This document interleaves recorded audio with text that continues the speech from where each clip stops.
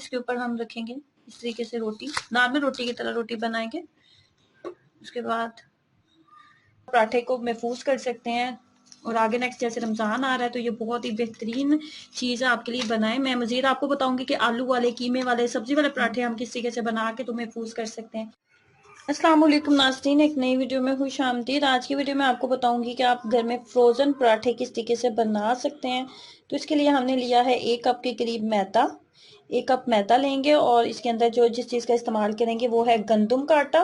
Normally जो रोटी बनाने के लिए आटे का इस्तेमाल किया जाता है ना, वो वाला आटा है। और ये मैदा है, ठीक है। दोनों की मिकदार मैंने बराबर रखी है।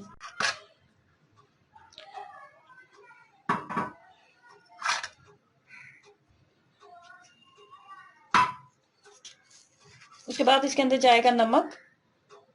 नमक ऐड करेंगे। नमक ऑप्शनल है, अगर तुम डालना चाहें तो डाल लें, नहीं तो फिर आप नहीं डालना चाहते तो ना डालें। उसके बाद मजीद हम इसके अंदर चीनी डालेंगे। चीनी को ना आपने पाउडर फॉर्म में बना लेना है, कुछ इस तरह। उसके बाद इसको डालेंगे। अब हमने नॉर्मल जो पानी होता है, आम पानी, उसके के साथ हमने इसको गूंद लेना है, बिल्कुल जैसे आप नॉर्मली आटा गूंदते हैं, बिल्कुल उसी तरह। अब यहाँ पे कुकिंग ऑयल डाल रही हूँ, तकरीबन 2 बड़े खाने के चम्मच, 2 टेबल स्पून के करीब हम डाल लेंगे कुकिंग ऑयल।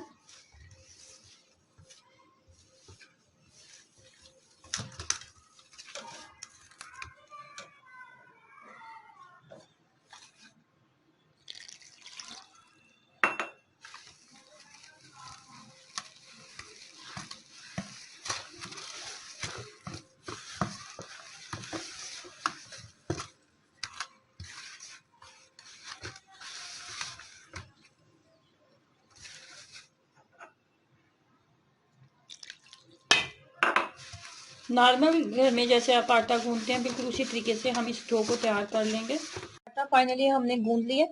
अच्छा, ये 4 से 5 पराठे दरमियाने साइज के जो बनेंगे ना, इसके साथ आराम से बन जाएंगे। मैंने कुछ पराठे पहले से फ्रीज किए हुए हैं, तो अभी ये जस्ट वीडियो बनाने के लिए मैंने थोड़ा सा आटा गूंदा है, लेकिन इसके साथ भी हम 4 से 5 पराठे रेडी कर लेंगे। अब इसको देने वाली हूँ रेस्ट, कम से कम 15 मिनट, ताकि आटा अच्छे से सेट हो जाए। उसके बाद मैं आपको बताऊंगी कि आपने इसको किस तरीके से गूंदना है और किस तरीके से हम फ्रीज करेंगे। थोड़ा सा ना आटा पहले मेरे पास गूंदा हुआ पड़ा हुआ था, तो वो इसका ना एक एक्स्ट्रा पेड़ा जो है वो बन गया। बाकी जितना मैंने आटा आपको बताया ना, 1 कप मैदा और 1 कप गंदम के साथ, उसके साथ ना 4 पेड़े बने थे बस। तो ये 5वां जो था ये एक्स्ट्रा था। तो अब मैं आपको बताती हूँ कि आपने इसको बेलना कैसे है। नॉर्मल पराठे की तरह, नॉर्मल रोटी की तरह जैसे इसको बेलना होता है, हमने बेल लिया। उसके बाद इसके अंदर घी लगाएंगे कुछ इस तरह।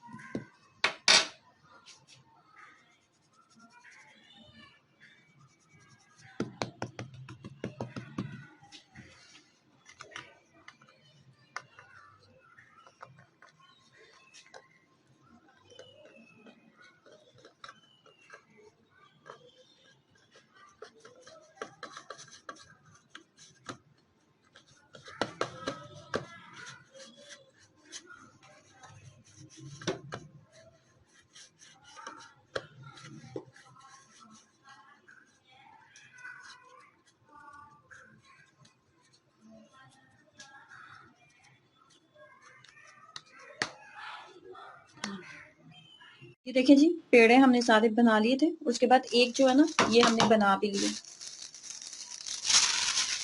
अब मैं आपको तरीका बताती हूँ कि कैसे बनाना है। ये देखिए, जैसे नॉर्मल आपने बनाते हैं ना, हम लोग रोटी बनाते हैं, बिल्कुल उसी तरीके से मैंने रोटी बनाई है, सिंपल इसको बेल के। उसके बाद क्या करेंगे, उसके बाद ये जो पहले बटर पेपर रखा था, उसके बाद ये रोटी, उसके ऊपर हमने ऑयल लगाया, ठीक है।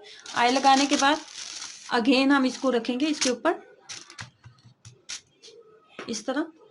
अगेन इसके ऊपर थोड़ा सा बिल्कुल मामूली सा हम ऑयल लगाएंगे। इसको अच्छे से इसके ऊपर इस तरीके से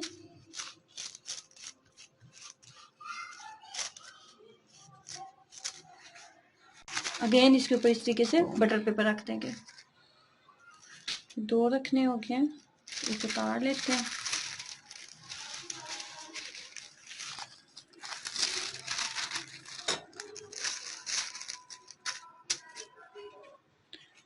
इसके ऊपर रख देंगे और इसी तरीके से हम इसके ऊपर हम रखेंगे इस तरीके से रोटी, नॉर्मल रोटी की तरह रोटी बनाएंगे।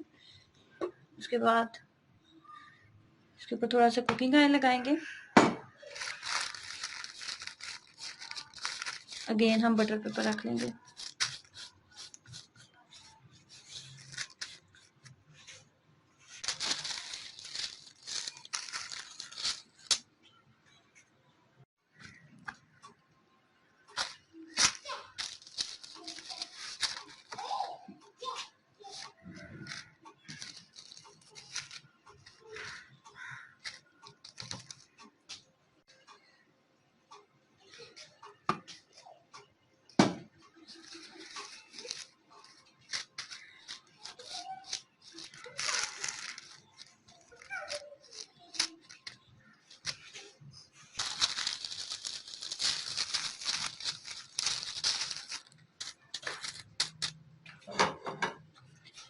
बस लास्ट हमारा रह गया। ये हमारा 5वां पराठा भी तैयार हो चुका है जी। इस तरीके से हम इसको इसके ऊपर रखेंगे, ऑयल लगाएंगे, बटर पेपर लगाएंगे और फाइनली पराठे हो जाएंगे हमारे तैयार। उसके बाद ये आपने क्या करना है, इसको किसी भी प्लास्टिक बैग में हम इसको रख लेंगे।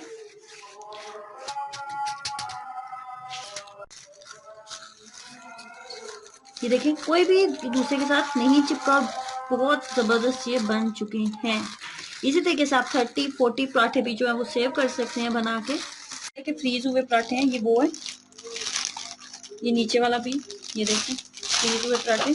और उसके बाद जो पराठे हमने बनाए हैं ना, इस तरह के प्लास्टिक बैग में आपने डाल देने हैं, ठीक है। प्लास्टिक बैग में डाल के इसको इस तरीके से कवर कर दें और आप इसको महीने से ज़्यादा इसको चलाएं, 2 महीने चलाएं, ये खराब बिल्कुल भी नहीं होते। तो अभी एक पराठा मैं निकाल के आपको बताती हूँ। अच्छा आपके पास नॉन स्टिक है तो नॉन स्टिक उसके ऊपर आप कर लें। मेरे पास तो ये नॉर्मल सा तवा है, तो मैं इसके ऊपर ये ऑयल लगा लें, कुकिंग ऑयल लगा लें ताकि ये नीचे चिपके ना।